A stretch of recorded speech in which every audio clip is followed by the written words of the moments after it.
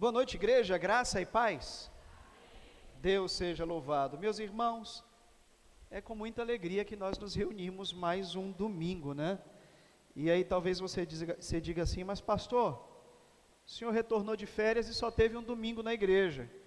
E foi verdade, porque no domingo passado, domingo de manhã eu estava aqui na escola bíblica, preguei, né, no culto pela manhã, mas à noite eu estava ali dando apoio ao trabalho na Igreja Batista na Biribeira, né? Estava dando esse suporte lá, que foi aniversário da igreja, e já havíamos recebido o convite para estar ali pregando, e eu confesso que estava com saudade de pregar o domingo. Acho que eu preguei um domingo só, não foi? Primeiro, depois das férias, mas louvo a Deus por estar aqui com os irmãos. Eu quero fazer menção da família ali, da namorada do nosso irmão Neto, que está conosco, está vindo ali nos visitar, da primeira igreja, não é isso? Primeira igreja batista daqui de Dias d'Ávila. Sejam bem-vindos, meus irmãos, dá um abraço lá ao pastor. Estou muito feliz aqui com a presença de vocês. Eu quero convidar a todos a abrir as suas Bíblias no Evangelho segundo Mateus. Evangelho segundo escreveu Mateus, capítulo 7. Estaremos lendo do verso 13, são apenas 2 versículos, né? Verso 13 e o verso 14, é bem pequenininho o texto, bastante conhecido. Mateus capítulo 7, verso 13 e o verso 14, quem achou? Amém? Nos diz assim então a palavra de Deus: entrem pela porta estreita, a estrada que conduz à destruição, ela é ampla, e larga é a sua porta, e muitos a escolhem esse caminho, mas a porta da vida eterna, ela é estreita, e o caminho é difícil, e são poucos aqueles que o encontram, tá? Verso 13 e o verso 14, entrem pela porta estreita, a estrada que conduz à destruição é ampla, e larga é sua porta, e muitos escolhem este caminho, mas a porta para a vida, ela é estreita, e o caminho ele é difícil, e são poucos os que o encontram. Querido Deus, Pai, mais uma vez nós louvamos ao Senhor nessa noite, e agradecemos pela oportunidade que o Senhor nos conduz, Pai, nessa noite de te louvar, de te adorar, de dedicarmos, ó Deus, aqui no teu altar, os nossos bens e as nossas vidas. Ó Deus, nós somos privilegiados, porque procuramos, ó Deus, viver aquilo que foi dito pelo apóstolo Paulo, prestar ao Senhor o culto racional. Em Cristo Jesus, pedimos, ó Deus, a tua iluminação. Nós não nos direcionamos aqui, Senhor, no templo com a intenção de receber algo do Senhor, não foi essa a nossa intenção. A ideia, Senhor, de cultuar, é de doarmos a Ti, doarmos o nosso tempo, doarmos a nossa atenção, doarmos, Senhor, tudo aquilo que nos desprende, Senhor, deste mundo, direcionarmos a Ti, Senhor, por meio da nossa fé, por meio, ó Deus, da nossa crença de que o Teu Filho amado Jesus, Ele é poderoso para fazer tudo além daquilo que pedimos ou pensamos, como nos diz Deus em Tua palavra.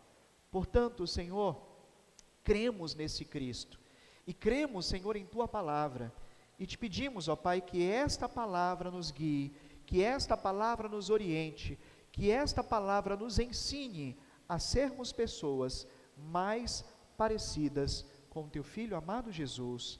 Amém. Meus amados irmãos,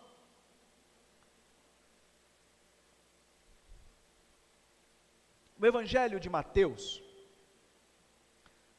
ele concentra a sua atenção no relacionamento entre Jesus e a fé judaica. Se pararmos para observar, existe uma diferença, ainda que o Evangelho de Mateus, ele esteja ali dentro de uma classe, a qual conhecemos como a classe dos evangelhos sinóticos, ou seja, a classe dos evangelhos que são similares, que são semelhantes, o Evangelho de Mateus, dentro dessa classe, possui uma distinção. Perceba comigo que o Evangelho de Mateus, ele é muito rico em detalhes relacionados à fé judaica. E ele mostra, meus irmãos, como Jesus, ele veio cumprir o Antigo Testamento. Mas ele também mostra como Jesus veio julgar o povo judeu por serem infiéis a Deus. Mateus, ele vai denunciar nesse evangelho a hipocrisia dos fariseus. Ele vai denunciar nesse evangelho todo o mal que aquela falsa liderança, ela exercia sobre aquele povo, de forma que a atenção do povo para os princípios, os quais Deus apresentava por meio da tua palavra, por meio de Moisés e os profetas, eram distanciados. Nós percebemos, meus irmãos, Jesus lutando contra algo chamado de legalismo, aonde as leis, aonde a religiosidade, ela falava muito mais alto do que o próprio Espírito de Deus. E em muitos momentos Jesus repreende os fariseus, Jesus repreende a comunidade judaica exatamente por causa desse tipo de comportamento. Mateus apresenta Jesus como o grande mestre, apresenta Jesus como o Filho de Deus, como o Messias, como aquele que estava sob a descendência de Davi, sobre aquele que os profetas apontavam como libertador. Mateus apresenta Jesus como o grande mestre, e ele sistematiza os ensinamentos de Jesus, e dentre esses ensinamentos, existe um que é muito conhecido, que é o chamado Sermão da Montanha. E no Sermão da Montanha, Jesus fala de diversos assuntos, meus irmãos, que eram essenciais, o porquê não dizer, porque são essenciais à nossa fé. Segundo o texto que nós lemos, Jesus, ele usou uma metáfora para demonstrar o comportamento humano diante da proposta de Deus aos homens. E que proposta é essa? De viver uma vida santa, uma vida justa, uma vida piedosa à luz da palavra de Deus. O grande problema é que ainda que o homem compreenda que esse é o propósito, que essa é aquilo que isso é aquilo que Deus arquitetou, que Deus preparou para que o homem vivesse, muitos homens rejeitam a proposta de Deus. Muitos homens rejeitam aquilo que Deus preparou. E então, meus irmãos e minhas irmãs, nós passamos a compreender, dentro dessa analogia feita por Jesus, que a porta, ela é muito larga, e essa porta larga, ela é extremamente convidativa, ou seja, vivermos de uma forma desregrada, conforme a nossa vontade e conforme o nosso bel prazer, é o que nós de fato queremos. Seríamos hipócritas se dissermos que é bom vivermos debaixo de regras e debaixo de mandamentos divinos. Bom seria se não houvesse regras. Baseado nisso, as Escrituras nos afirmam que a porta que é larga, a porta que nos permite vivermos nessa condição, ela é extremamente larga e, consequentemente, extremamente convidativa. E o texto diz que são muitos que passam por ela. Ela é atraente. Ela chama a atenção dos nossos olhos, ela nos induz, mas eu tenho uma outra coisa para dizer para você. Aquilo que Deus proíbe, aquilo que Deus restringe, não passa pela porta estreita. Isso não passa pela porta estreita. Então existe aqui, meus irmãos, uma distinção entre determinadas atitudes, determinados comportamentos que eu assumo e que você assume, que nos sinaliza em que direção estamos caminhando, que nos sinaliza para quem estamos direcionando a nossa caminhada, para onde estamos apontando os nossos objetivos. Jesus então aponta aqui, meus irmãos, de uma forma alegórica, duas portas. E aí quando paramos para refletir sobre porta, elas sempre existiram e sempre vão existir. A porta, meu irmão, ela tem a utilidade sem mudar, sem tirar, sem colocar, a mesma de 2000 anos atrás. Você passa por ela. Ela te conduz de um ponto de uma casa a outro, de um cômodo a outro, do lado de fora para o lado de dentro. Podemos pensar na porta de uma forma literal também. Existe algo aqui no Brasil chamado ABNT, Associação Brasileira de Normas Técnicas. E o que você imaginar que se fabrica aqui no Brasil, ele é regulamentado pela ABNT. Se você vai comprar uma porta para instalar no banheiro da tua casa, a ABNT, ela determina que essa porta tenha no máximo 60 centímetros.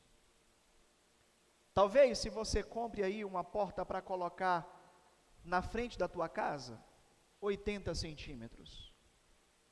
Se você pega uma porta de banheiro e coloca na porta da frente, você não vai conseguir permitir com que os móveis novos que você está comprando para a tua casa adentrem. Por quê? Porque a porta, ela passou a ser estreita. Você não passa móveis para o banheiro da tua casa, mas você põe móveis no teu quarto, na tua sala. Entende a alegoria que Jesus faz utilizando a porta? É importante compreendermos, meus irmãos, que quando nós nos direcionamos para Deus, existem muitas coisas, existem muitas bagagens, existem muitas atitudes, existem muitos pensamentos, existem muitas formas de ver a vida que precisam ser deixados para trás, porque nos impedem de nos aproximarmos de Deus. Jesus cita, meus irmãos, em seu sermão, as duas portas, uma estreita e uma larga. Uma, você precisa se esforçar muito para poder passar por ela. Existem dificuldades, porque ela é estreita, enquanto a outra não é. Enquanto a outra é completamente larga. Enquanto a outra não existe nenhum tipo de empecilho que você a passe por ela. Mas a porta estreita, ela é extremamente restritiva. E ela não permite, meus irmãos e minhas irmãs, a entrada daquilo que Deus proíbe. Precisamos refletir sobre essas coisas. Talvez alguém diga, mas pastor, isso é coisa do passado. Isso é coisa que a igreja pregava há 30, 40, 50 anos atrás, hoje pode tudo. Talvez na igreja até possa, meus irmãos, mas no céu não pode não, tá? E se nós quisermos morar no céu, e se nós quisermos viver em comunhão com Cristo, nós precisamos olhar para os princípios das Escrituras. Nós precisamos olhar para aquilo que a Bíblia ela tem para nos ensinar. Jesus nos fala sobre dois caminhos. Provérbios, capítulo 14, verso 12, Olha só que o autor do livro dos Provérbios, ele vai dizer: existem caminhos que a pessoa considera correto, mas esses caminhos acabam levando à estrada da morte. Em uma outra tradução, certamente na sua tradução vai dizer que há caminhos que para o homem parecem ser bons, mas no final é caminho de morte. Percebe que existe uma distinção de caminhos? Isaías, capítulo 55, verso 7, o profeta vai dizer que o ímpio abandone o seu caminho e o homem mau, os seus maus pensamentos. Existe, meus irmãos, um caminho largo, o qual o homem mau, aquele que não quer compromisso com Deus, ele segue. Mas a partir do momento em que determinamos em nossas vidas um relacionamento com Deus, uma proximidade com Deus, existe muita coisa que nós precisamos deixar de lado. Existe uma falsa afirmativa de que Deus quer você como você está. E de fato. Mas Ele não se satisfaz em manter você nessa condição. Nós precisamos viver diariamente um processo de santificação. Salmo de número 23, verso 3, o salmista disse: renova as minhas forças e guia-me pelo caminho da justiça. Precisamos deixar de lado os nossos caminhos e começarmos a pensar em traçar o caminho de Deus, aquilo que é proposto por Deus. O mesmo salmista vai dizer: Senhor, guia-me pelas veredas da justiça, por amor do teu nome, guia-me pelo caminho da justiça, guia-me, Senhor, por aquele caminho que eu não vou errar. Quando eu vejo esse texto, eu me lembro muito da casa do irmão Severo. Quando eu vou na casa do irmão Severo, tem aquele caminhozinho, né? A gente sai da estrada, entra ali naquela ruazinha de barro, e existe ali a marca de pneu do carro do irmão Severo, certinho no chão ali. Quer chegar na casa do irmão Severo? É só seguir aquela marca que não tem erro. A ideia do salmista é isso: Senhor, guia-me pelo caminho da justiça, pelas veredas da justiça. Se você tomar esse traçado, você vai chegar até os céus. Mas você não pode desviar o seu caminho, você não pode desviar a sua atenção. João capítulo 14, verso 6, Jesus respondeu: eu sou o caminho, a verdade e a vida, e ninguém vem ao Pai a não ser por mim. Jesus, Ele é, de fato, esse caminho, e nós precisamos ter Ele em mente. Em muitos momentos, as Escrituras revelam esses dois caminhos, e sempre apresentam o caminho largo como escolhido pela maioria das pessoas, o caminho onde não haverá repreensões, um caminho onde não haverá correções, um caminho que é espaçoso, um caminho onde você pode passar com muita bagagem, como um ônibus vazio, que você entra, que você deita ao seu banco, que você coloca os seus pés na poltrona da frente, que você utiliza as poltronas ao lado para colocar sua bagagem, em cadeiras que você não pagou, com a certeza de que ninguém chamará a sua atenção. Me lembro, meus irmãos, que em 2019 foi o último ano que eu trabalhei na área de planejamento, e eu tive a oportunidade de fazer uma viagem pela empresa para Goiânia. E já fazia alguns anos que eu não viajava, que eu não voava, e eu me atrapalhei bastante porque já fazia muito tempo e eu perdi completamente a noção de como funcionava o processo de check-in, de check-out, né? Mas teve algo que me chamou a atenção. Havia uma exigência que não tinha de quando eu fiz as minhas primeiras viagens. Você não tinha somente agora que pesar a sua bagagem, mas havia uma caixa, que ele chegava ali e colocava em cima da tua bagagem, que ela precisava cobri-la, ou seja, não é somente o peso, mas o tamanho, a dimensão. Se ultrapassasse aqueles limites, você teria que pagar, eu teria que pagar uma diferença, um custo adicional por causa daquilo. Mas tudo bem, graças a Deus estávamos dentro dos requisitos. Mas quando chega na hora do voo, eu feliz da vida, achando que ia pegar um voo vazio, eu não sentei nem na janela e nem no corredor. Mas eu sentei no local mais desconfortável que pudesse existir, no meio. Um local extremamente apertado, desconcertante. Todas as vezes que eu precisava levantar para ir ao banheiro, eu incomodava quem estava do lado. Deixa eu dizer uma coisa para vocês. Assim é o caminho que conduz à vida eterna. Ele é incômodo. O caminho que conduz a Jesus, ele é incômodo, ele é apertado, ele é desconfortável. Existem regras a serem seguidas. Um caminho, meus irmãos, que geram oposições, que geram perseguições. E que muitas pessoas não estão dispostas, mas querem viajar no ônibus vazio, com a poltrona deitada e os pés estirados. Mas deixa eu dizer para você, dentro dessa analogia contada por Jesus, se nós quisermos viver em sua presença, nós precisamos ir nesse avião, apertado e no banco do meio, sem nenhum tipo de conforto.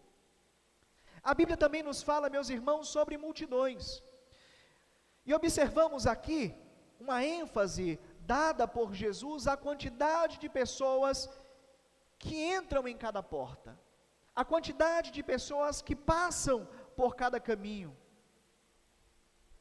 Há uma tendência humana a buscar aquilo que é fácil.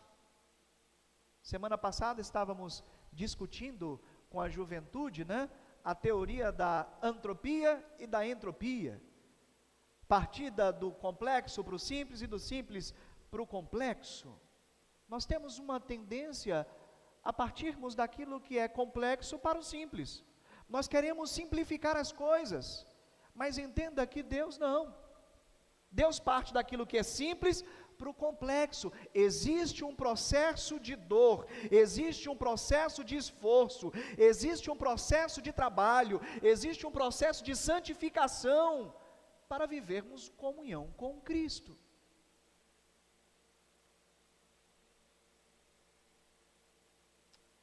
Não foi Deus que disse: sejam santos, porque eu sou santo?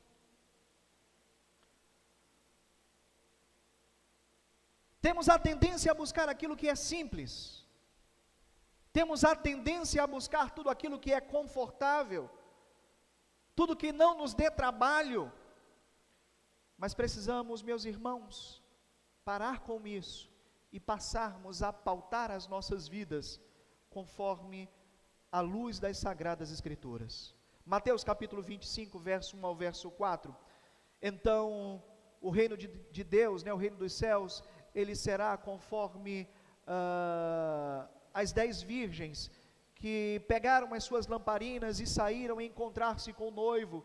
5 delas eram insensatas e 5 eram prudentes. As 5 insensatas não levaram óleo suficiente para as lamparinas, mas as outras 5 tiveram bom senso e levaram óleo reserva. E aí, aquelas que não levaram, elas partiram do complexo para o simples, Me dá um pouco do teu óleo, facilita a situação para mim. Abre aqui um precedente. Interessante, não é do meu tempo não, viu, irmãos? É do tempo de Gil, que eu ouço o Gil falando muito. E aí o irmão Gil falando muito, eu comecei a ouvir, me apaixonei. Um grupo chamado Rebanhão. Não foi você que me ensinou? Eu só ouço você falar. E aí tem uma musicazinha do Rebanhão. Isso deve ser o quê? Década de 70, 80. década de 80, tem uma musicazinha que diz assim: se você quiser atalhar, você vai para onde? Quem conhece essa música? Fala aí. Vai para o Beleléu. Se quiser atalhar, se quiser um atalho para encontrar Jesus, vai para o Beleléu. Vai para o Beleléu. E tem muita gente que está buscando atalho para encontrar Jesus. Mas nós precisamos, meus irmãos, deixar os atalhos de lado e seguirmos pelo caminho estreito. Mas há uma minoria que são encorajados por Jesus a se esforçar. Existe essa minoria que é encorajado por Jesus a passar pela porta estreita, a passar pelo local apertado, que optam pelo desconforto, que optam pelo desafio, que recebem de Deus esse presente, caminhar por veredas espinhosas, ainda que hoje seja doloroso, mas visando os benefícios do futuro.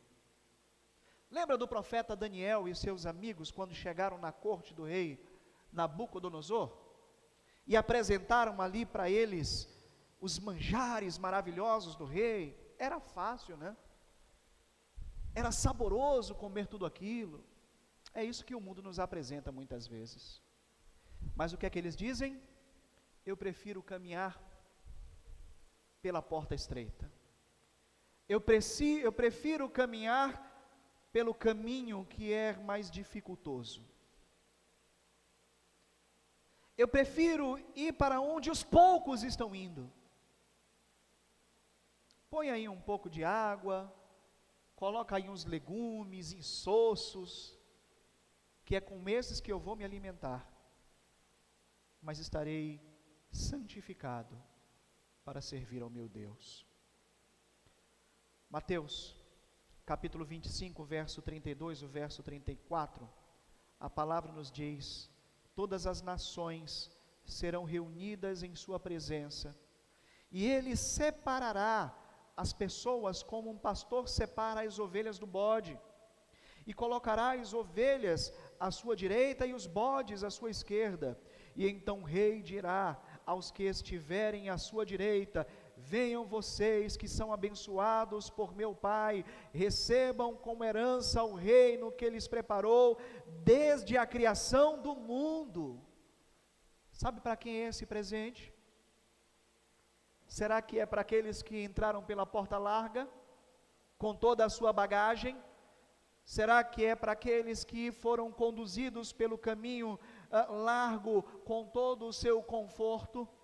Ou foram para aqueles que negaram a si mesmo, que negaram os seus desejos, que negaram as suas vontades, que se santificaram, que rejeitaram os prazeres, que rejeitaram os manjares que o mundo lhe ofereceu, por amor a Cristo Jesus? Aonde nós estaremos, meus irmãos, nesse momento?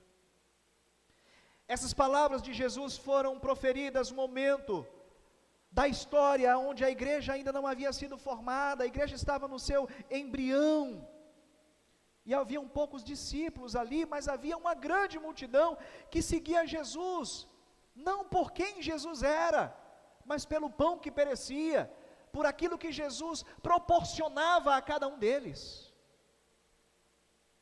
Jesus chama a atenção dos discípulos por causa disso. Vocês me seguem, vocês vêm atrás de mim, não porque quem eu sou e nem pela mensagem que eu vos prego, mas vocês estão atrás de mim por causa do pão que perece. E essa discussão resulta naquela palavra dolorosa de Jesus a Pedro, né? Pedro, não vai também não? E Pedro olha para Jesus assim: Senhor, para onde iremos nós, se só tu tens palavra de vida eterna? Meus irmãos e minhas irmãs, não se enganem, somente Jesus tem palavra de vida eterna, e o mundo ele vai fantasiar, o inimigo das nossas almas ele vai fantasiar, ele vai criar estratégias para nos enganar. E muitas dessas estratégias estão envolvidas à religiosidade. Hoje nós precisamos estar atentos a muitos discípulos de Jesus que têm vivido um novo evangelho, que têm simpatizado com causas mundanas, dialogando com o mundo. Precisamos ter cuidado para que nós não caminhemos por estas veredas, mas Cristo nos convida a entrarmos pela porta estreita e seguirmos pelo caminho apertado. Como tem sido o nosso caminho? Por que caminho você tem traçado? Por que caminho você tem se direcionado a Cristo? Eu quero orar por você nessa noite. E o meu pedido é que o Senhor ilumine a nossa visão, para que compreendamos as estratégias que são utilizadas para desviar a nossa atenção do nosso objetivo principal, que é servir a Cristo Jesus. Existem formas de culto, existem igrejas, existem religiões para todo tipo de gente. E eu não vou dizer que nós somos perfeitos, porque não somos. Mas eu me assusto com algumas coisas que eu vejo. E a minha oração é que Deus nos ilumine, para que tenhamos discernimento. Lembra do que falamos hoje sobre discernimento? Conhecimento, ciência e conhecimento, discernimento, quando recebemos de Deus, para que nós possamos entender qual que é a vontade de Deus para as nossas vidas, porque antes de tudo sabemos que ela é boa, perfeita e agradável. Querido Deus e eterno Pai, mais uma vez, Senhor, te louvamos e te exaltamos, ó Deus, por meio do Teu Espírito que habita em nosso meio, e que tem assim, Senhor, trabalhado em nossas vidas e falado, ó Deus, aos nossos corações.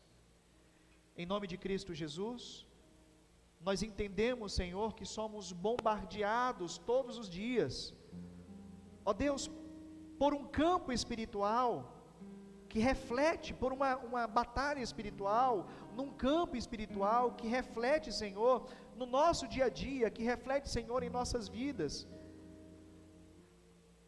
por laços, por estratégias, por setas que são lançadas, com a intenção, ó Deus, de nos desviar da Tua presença, de nos afastar da Tua presença. Mas Deus, em Cristo Jesus, pedimos, ó Deus, que o Senhor abra os nossos olhos,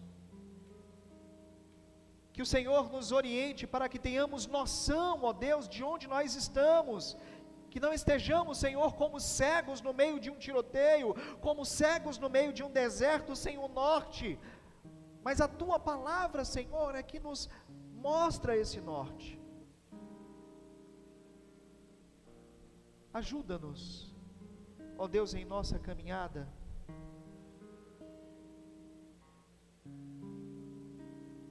Ó Deus, como nos diz, Senhor, a Tua palavra, que nos desprendamos de tudo aquilo que nos prende a este mundo, de tudo aquilo que nos emaranha neste mundo, Senhor. Purifica-nos, como disse o salmista Davi, com o hisopo e ficaremos puros, lava-nos com o Teu sangue e seremos mais alvos do que a neve.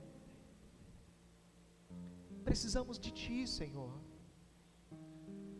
Sozinho, ó Deus, nós não conseguimos, Pai,